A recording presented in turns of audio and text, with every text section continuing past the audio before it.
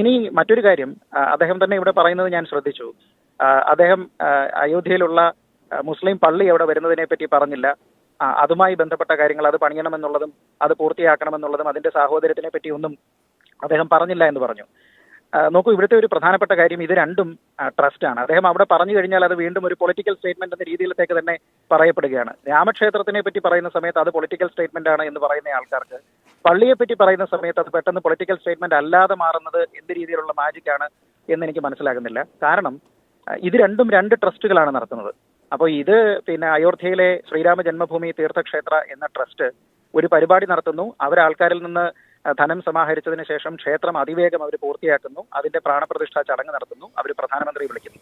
നേരെ മറിച്ച് അവിടെ ഒരു പള്ളി പണിഞ്ഞുകൊണ്ടിരിക്കുകയാണ് എന്ന് ശ്രീ പ്രശാന്ത് പത്മനാഭൻ പറയുമ്പോൾ നമ്മുടെ മലയാളത്തിലുള്ള ഒരു മാധ്യമം തന്നെ ഈ അടുത്ത ദിവസങ്ങളിൽ ഒന്നിൽ ഈ പള്ളിക്ക് വേണ്ടി കൊടുത്തിരിക്കുന്ന 5 ഏക്കർ സ്ഥലത്തേക്ക് പോകുമ്പോൾ ആ സ്ഥലം അവിടെ വെറുതെ കിടക്കുകയാണ്. ആ റിപ്പോർട്ടിൽ തന്നെ പറഞ്ഞത്, എന്റെ ഓർമ്മ ശരിയാണെങ്കിൽ, അവിടെ ഏതാണ്ട് 40 ലക്ഷം രൂപ മാത്രമേ അവർക്ക് പിരിഞ്ഞു കിട്ടിയിട്ടുള്ളൂ എന്നാണ്. എന്ന് വെച്ചാൽ അവിടെ ആ ട്രസ്റ്റിന്റെ പ്രവർത്തനം ഒരുപക്ഷെ ഈ ഹിന്ദു ട്രസ്റ്റ് നടത്തിയിരിക്കുന്ന വേഗതയിലേക്ക് അവിടെ നടക്കുന്നില്ല.